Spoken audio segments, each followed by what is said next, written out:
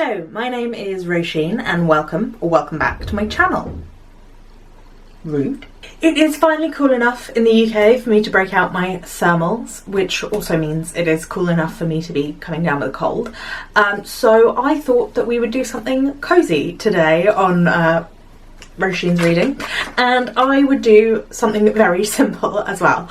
So I saw months ago Claire reads books on her channel tier ranking all of Vari McFarlane's books, but she did it differently than other tier rankings that I've done in the past. I'll leave links in the cards above to a playlist of them, where she ranked all of them in, like, she had a y-axis and an x-axis, so she ranked them on different facets of the story, of the plot and of the characters and everything, and so I thought I was going to steal that, because the only author that I've read enough of to tier rank the books is Jane Austen, but obviously Austen only wrote 6 books, and so if I just tier ranked them by my favourites, that would be an extremely short, very uninteresting video.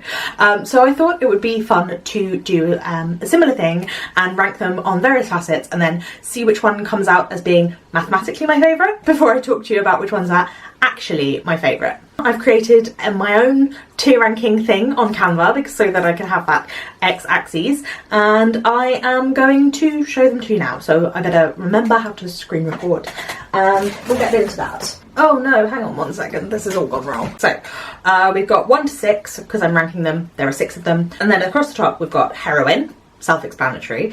Of course in Sense and Sensibility, Marianne and Eleanor are kind of equal heroines, but we'll factor that in. Then we have Hero, also self-explanatory, then satire. So I guess it's kind of how funny I find the book, the humour of it, how well I think it's doing a job of satirising the time period and the mores of the social situation that they were in. Then we have family. I think it's how much I enjoy the family, not how much I necessarily like the family in like terms of would I like them to be my family, but how much I enjoy the dynamic overall. Then we have bad boy, because all Austen books have a man who tries to get you in trouble. Then the declaration scene, which is always like a big famous scene in Austen's declaration scenes, and then overall. And like I said, I'm going to see which one seems like it'll be my favourite and then talk to you about which ones are actually my favourite. So we begin with Heroine, and my favourite heroine, I think it has to be Lizzie Bennet. I think you can't really do much better than Lizzie Bennet in terms of all of them. She's got the most like spark and personality. Some of the others have great personality too, but she's just the most sort of quintessential Austen heroine, the one that people are always trying to turn Jane Austen into, and other adaptations try and turn their heroes into Lizzie as well. So I think she's just she's just perfect for this kind of thing. She works so well. Then I would put Anne Elliot, because I really enjoy I think Anne Elliot is perfect for the story that she's telling. Persuasion is a story of regret and of a different stage in life and of the idea of being past your prime in the marriage market, because what Jane Austen is satirising is the marriage market of the time, and her being sort of past her prime and marrying beneath her, this change of status that goes on. Because the whole book is kind of predicated on this, like the lowering of the nobles and the rising of people who are kind of self-made. I mean, we could talk about how to what extent you can be self-made in general, but you know, people who aren't inheriting all their wealth anyway. She's such a different heroine from the others, and I think her quietness and her resolution and how much is going on internally, I think makes her a very interesting character. Then I would have to put Emma. I know that Jane Austen thought that nobody else would love Emma, but I think that actually almost everyone else loves Emma. She is badly behaved, badly done Emma, but I think that that's so much fun. I think that she's so much fun. She's less self-aware than Lizzie or anything like that, and she's just fully herself, and I really enjoy that about her. She is very ridiculous, and I think that we are laughing at our heroine probably the most in Emma, but I still like her. I think I would be friends with her. Okay, so then number 4, I think I'm gonna have to put Eleanor and Marianne together. Poor Marianne. she's someone who I would not want to spend a great deal of time with, but I have to remember that she is only 15 years old, and I think maybe she would change a lot. I think she's the youngest, except maybe Catherine Morland, who is similarly kind of emotive and over the top and thinks everything's the end of the world and ridiculous, as Marianne. And I think maybe it's just because they are teenagers, whereas some of the rest of them are, well, the oldest one's 27, so they are all younger than me, but most of them are in their 20s at least. So yeah, then we'll put Catherine Morland. I find her rather more irritating than all of the other ones, apart from Fanny Price. I'm sorry, Fanny, but Fanny Price is what people think Anne Elliot is. She's actually a wet blanket, and I can't understand her. I know she does like stand up to the bad boy, but we'll get into that later. I just think she's fairly uninteresting, and I think that's the worst crime you can commit as a main character, is being boring. Okay, so heroes now. We have our heroes. So I have to put, I think I'm going to have to put Mr. Knightley at the top here. Do I think it's creepy that he's 36 and she's 19? And that he's known her since she was an actual baby and is kind of related to her? Yes. I mean, he's not actually related to her like some of the others. His brother is married to her sister, so they're no actual blood relations, but like I said, he's known her since she was a literal baby. So that's a bit weird. But if we ignore that, the setup of the book, I like the curmudgeon. I like the grumpy, but he cares about the people in his life kind of bloke, and he's stuck in his own ways, but he's very like moral. I quite enjoy that. I quite enjoy him. I think there are some problems with all of these characters because they are from the 19th century, but I do think he's probably my favourite. Then I would say I think Mr. Tilney is an underrated Austen hero, even though he's someone who actually flirts. I don't think any of the other Austen heroes flirt. I think it's always the bad boys that are flirty. But Mr. Tilney knows how to flirt, and he makes fun of her in a very affectionate way. And I think that is pretty good. And he's also kind of stands by his own beliefs. And yeah, I think he's quite fun, quite underrated, possibly because Mansfield Park isn't as widely read as some of the others. But I think he deserves a fairly high spot. Then who are we putting? So who have we got there? Oh, no, sorry, I'm going to move Mr. Tilney down a step because I had forgotten Captain Wentworth. And I definitely have to put Captain Wentworth up fairly highly. He's very similar to Mr. Knightley. Kind of grumpy, kind of bitter. Maybe tells you something about myself. That's the hero I enjoy, the kind of grumpier hero. Although, well, we haven't put the ultimate curmudgeon up here, have we? But yeah, I think there's something about his passion and his intensity that I enjoy. And I think, no, I'm swapping him back around. Mr. Tilney's going higher. He's a little too grumpy and bitter for my taste sometimes. He can be a little too far, but I enjoy him at the same time. At number 4, I am putting Mr. Darcy. I don't think I can put Mr. Darcy any lower than 4. I think that would be offensive to all the people who are watching the video. I think people would be very upset with me if I put Mr. Darcy even lower than this. But he's so the first half of the book, like I know we like learn more about him in the past, but it does seem like he only cares about people he cares about, and everyone else he's quite grumpy with.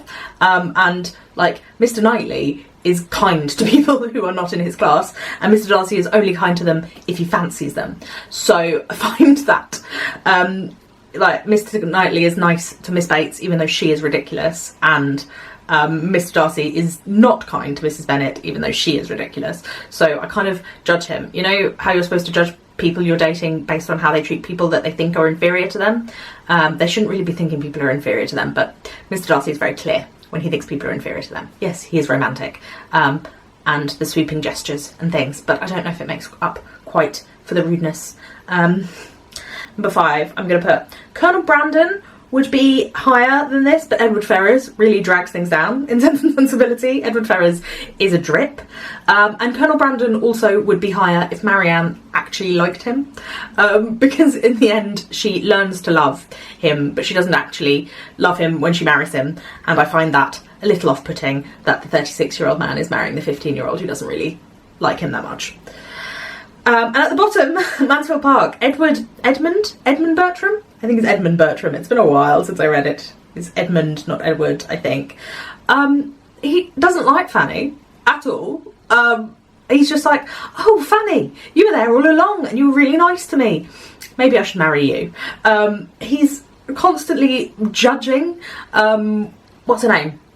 Mary Crawford. He's constantly judging her for like having fun, because it's immoral to have fun and like joke. He really hates it, even though he loves her so much. He like loves this girl, but he's constantly judging her for having a good time, and I can't get on board with that kind of judgmental, ridiculous guy who marries our heroine despite not really liking her just because she's actually the moral one.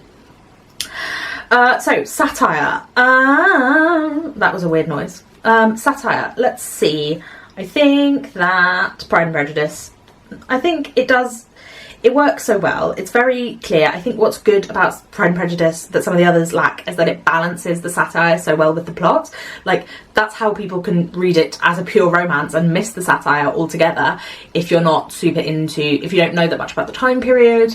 It works on both levels, whereas some of these work much more as satires than they do in the plot. So I think that's why Pride and Prejudice is at the top for that, because it's very funny, because we have the Mrs. Bennet and we have Elizabeth falling in love with Darcy when she sees his big estate, and it's a very funny book, and there's a lot of humour relating to social class in it, but it does the plot really well as well. I think Emma is similar in terms of that. We get that. I think there's slightly less satire, slightly less comedy, because we're laughing at our heroine and her personal flaws, which are related to the class and everything, but I think that there is even more discussion of that in the first one, in Pride and Prejudice, than there is in Emma. I think I think they're both pretty good. I think they're both pretty much up there, but I think I would just give Pride and Prejudice the edge. Then I would put Sense and Sensibility, which does work really well as a kind of a satirisation of the romantic movement and of these kind of sensibility novels that were out at the time, and I think that works well, but I think the thing that it lacks is like balancing that with the plot. I think that it kind of jerks forwards with the plot at quite an uneven pace, but it does work as a satire. Northanger Abbey is the same as Sense and Sensibility. I think that it again is a satire of a gothic novel, but I think that it doesn't quite go as hard as it could on that, but I think that's because Jane Austen wrote naturalistic stuff, so she's not going to go fully gothic, but yeah, as a satire I think it works, but it is one where people read it less because of that, because it doesn't have as much to hook you, based on the satire. So then we would have to put Persuasion, because it's the least like satirical of any of them. There are elements of that, and like I said, all that discussion about class, but it is, and like the Elliots themselves are ridiculous, absolutely ridiculous, but there's more of a like it's more subtle, and there's more of a melancholy sadness to this book than the others. And then Mansfield Park, maybe I should put that a bit higher, I don't know. I think Mansfield Park is the only one that talks about colonialism and slavery as part of the narrative, but it isn't really addressing it very, very well or very clearly, but there is an element of that. It's been a long time since I read Mansfield Park, so I may be misjudging it slightly, and basing that on a film adaptation, unfortunately, but I think that there's a lot of like punishment in Mansfield Park, and there is some satire, now that I think about it, in terms of the play moment, but it doesn't really stand out. So I'm putting it there. Apologies, I feel like it being the one I read longest ago is causing me to misremember some of that, but anyway. Family. Okay, the Bennets are the best family, aren't they? They just are. There's enough of them. We spend a lot of time with the family, more so than some of the others, and I think that it works well that way. It's funny, they're funny, they feel real, they feel very lived in, real characters, and I enjoy the family. I think Persuasion, the family works, I enjoy them too. The Elliots, I think, are quite amusing, and her time she spends with her sister, who is absolutely ridiculous and one of my favourite characters, I think is good, and I think that we get like the cousin, the Mr. Elliot in there as well. Yeah, I think Persuasion's family is pretty good. I think Sense and Sensibility, the family, again, I quite enjoy the family in this. In Sense and Sensibility, the sisters are obviously the main thing, and their mum, who is also ridiculous but very loving, and I enjoy that. And then also their brother and his wife are some of the funniest characters, and I really appreciate that. So I think that's quite a good family dynamic. In Emma, there's only really her dad, and oh no, you know what, Mansfield Park I think actually does quite well for family, because it's another one that spends a lot of time with the family. We are in the household, we're in Mansfield Park, so we are with the family most of the time. And whilst I can't stand Edmund, the sisters are quite funny, the two sisters, and the mother and the aunt, the Bertrams, Fanny's aunts, two aunts, I think are quite amusing characters as well. In Emma, there's only really her dad, and her sister is there as well, but she's barely in it. And whilst I like her dad as a character, he's not exactly a main event or that interesting. And her sister again, but like I said, she's barely in it. And then Northanger Abbey, the whole thing's about her getting away from her 9 siblings, but she doesn't spend any real time with her family. It's all family friends. So now we're on to the bad boy, and Mansfield Park has my favourite bad boy because I wish he was the hero. I am much more interested in Mr. Crawford than Edmund Bertram, who I've already roundly denounced. I enjoy that one, and I think he would have made Fanny a more interesting person if she had chosen this bad boy. I know the narrative voice says that if he says he really believed that he would have been faithful to her, but if she'd chosen him he wouldn't have been ultimately. But I think he was a more interesting guy, and more like actually liked Fanny, unlike Edmund Bertram was actually interested in her. So yeah, I'm putting him as my favourite bad boy because I feel like he could have been not the bad boy. Like, it's the only Austen where the choice is not obvious. It's not obvious which of these is supposed to be the hero and which should be the bad boy.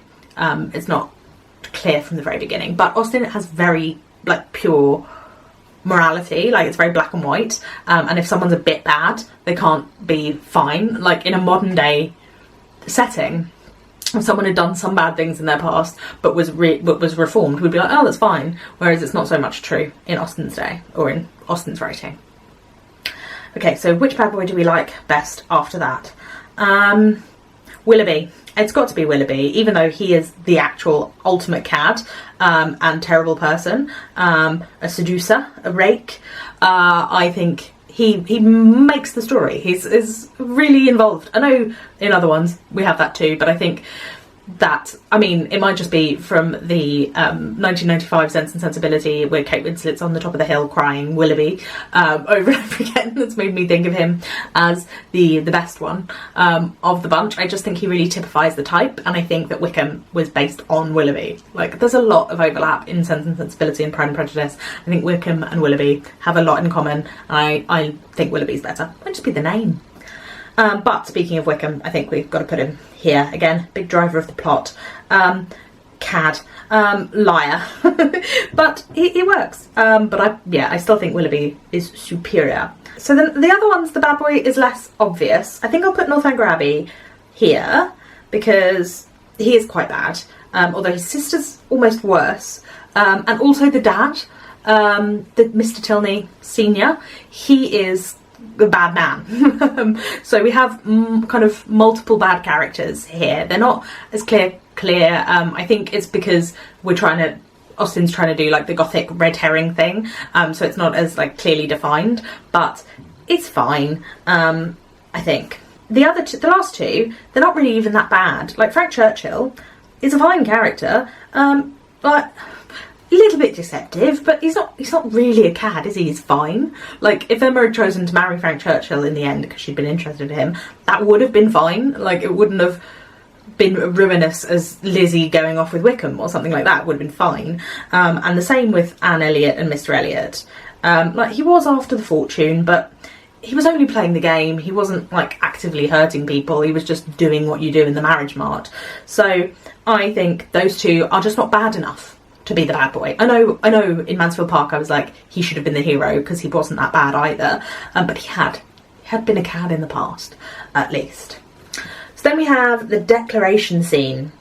If I loved you less, I could talk about it more.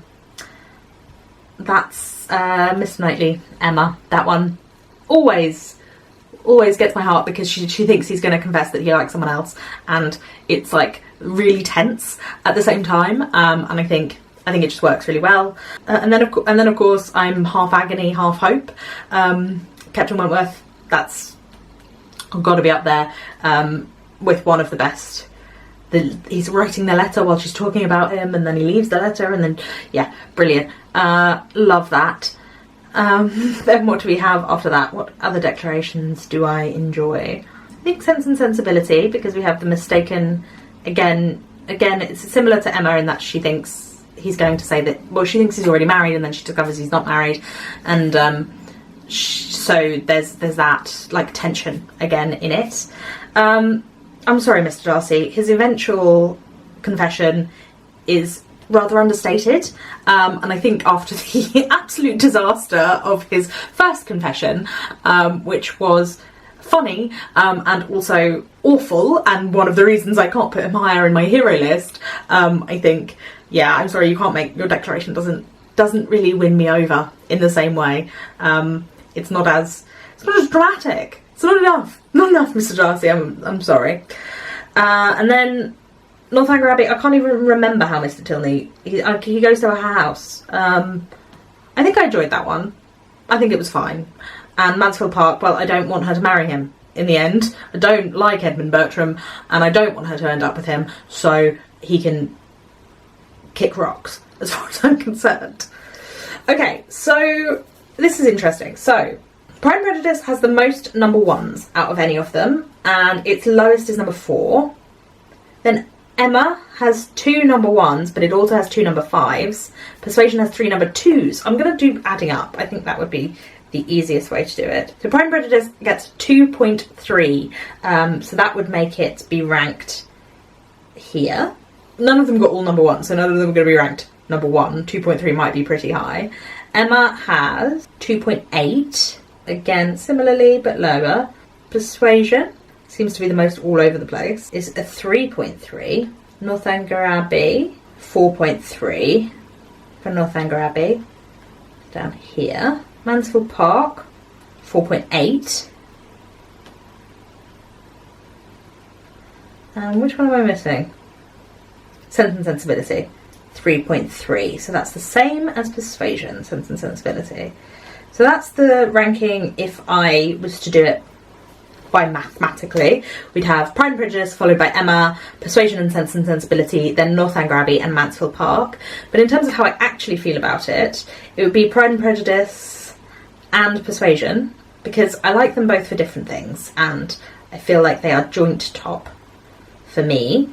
Then you would have Emma, Sense and Sensibility, Northanger Abbey and Mansfield Park. So it was fairly accurate. The only difference is that Persuasion would be higher, but this ranking system did work fairly well to tell you how I feel about these books.